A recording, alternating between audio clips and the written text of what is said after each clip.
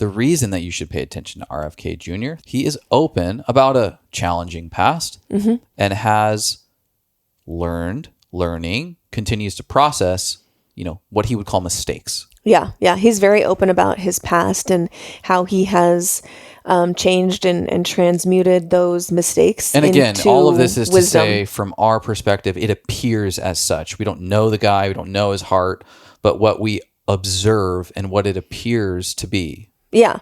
Well, I mean, our perception, most politicians want to hide their past and pay people and present themselves as perfect as possible. Like, politicians usually aren't bringing up their shortcomings or what happened in their past that maybe they're not so proud of.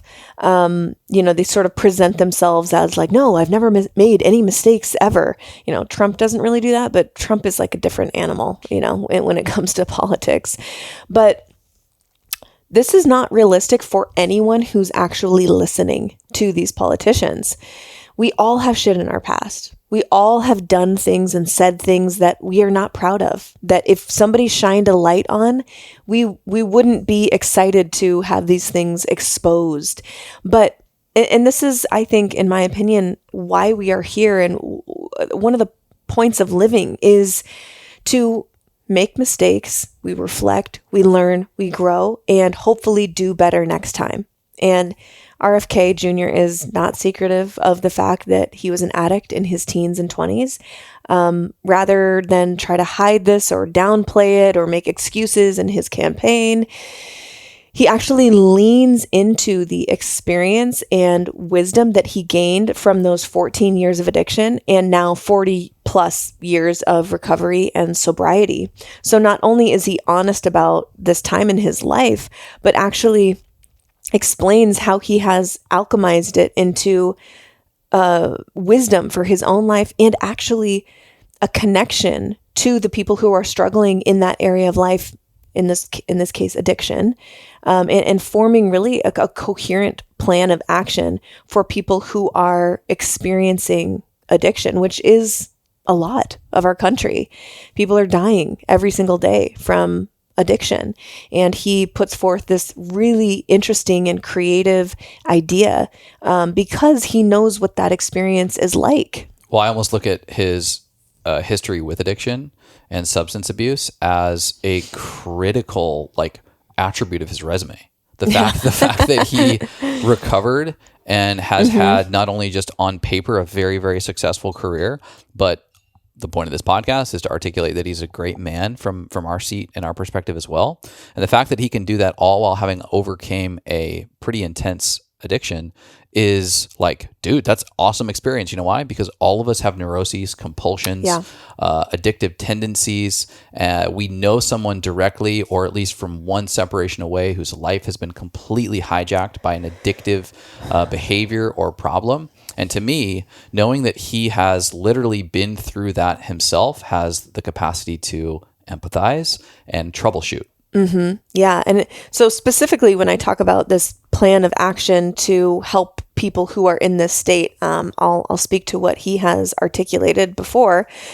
So similar to the Swedish model for treating addiction, RFK wants to create healing centers all across America in rural areas. And because addiction is rooted in sort of this feeling of lack, this lack of love and community in your life, of course, there's a broad scope of what's behind addiction, but that's certainly widespread, is I feel like this lack of love or this lack of community and belonging.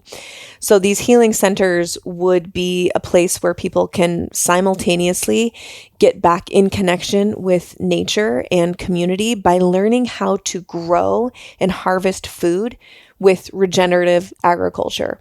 And it's a win-win-win all around, because these people are receiving community. They are learning a really important skill, which is growing your own food with regenerative agriculture. And anyone who listens to this podcast knows the value of regenerative agriculture, that it's not just stripping the earth of its resources, it's actually additive to the earth, something that we just talked about in our connection to nature.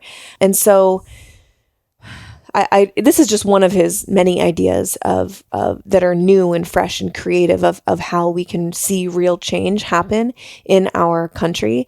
But I love this, and I think it's a wonderful display of how he's using his own experience with addiction and, really connecting with these people and knowing what they need. Yeah. Because he has been there. Yeah. Let's go to a clip of him talking about how he overcame his addiction.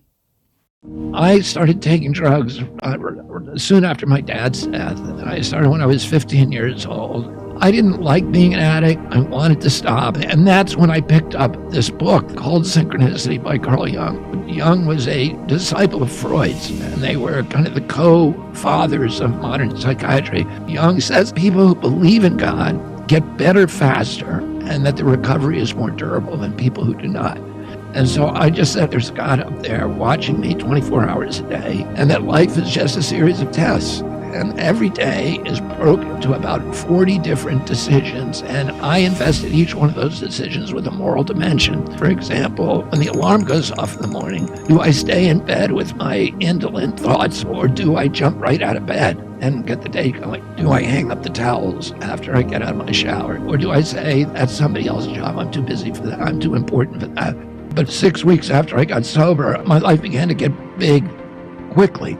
And I was running through National Airport, and I was late for a plane, and it was mission critical. I had to be on that plane. And as I was running, I was putting a stick of Dentyne in my mouth. And I pulled up the wrapper, and I was running past a trash can, and I threw the wrapper, and it made a perfect right swish into the middle of the trash can. But as I was running past, I saw it must have hit something in there, and it bounced back out. And I said to myself, well, that's God's fault, because I made the shot. And maybe 40, 50, 60 steps later, it just started eating at me. And I finally put the brakes on, and I went back and put the wrapper in.